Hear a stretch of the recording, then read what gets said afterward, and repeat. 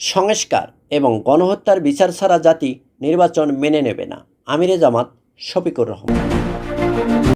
একটি হচ্ছে খুনিদের বিচার, এ বিচার দৃশ্যমান হতে হবে।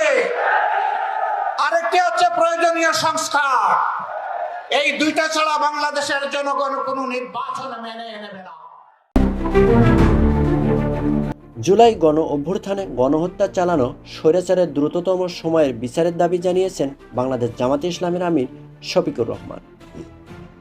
রাজধানীর মিরপুরে বাংলাদেশ জামাতে ইসলামী দলটির পক্ষ থেকে বৃহস্পতিবার 24শে এপ্রিল বিভিন্ন এলাকায় গণসংযোগ কর্মসূচি আয়োজন করেন দলটি।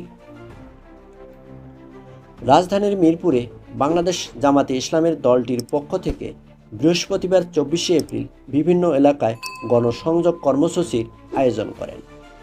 জামাতের এই গণসংযোগ কর্মসূচি চলাকালে বাংলাদেশ জামাতে ইসলামের আমির ডাক্তার শফিকুর রহমান অন্তর্বর্তী সরকারের কাছে দাবি জানিয়ে বলেন, জুলাই গণ অভ্যুত্থানে গণহত্যা চালানো স্বৈরাচার শেখ হাসিনা সহ সকল অপরাধীদের দ্রুততম সময়ের বিচার করতে হবে।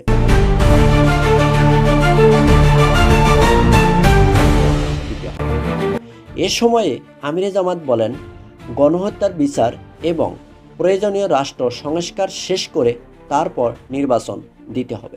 এর আগে এদেশে কোনো নির্বাচন এই জাতি মেনে নেবে না।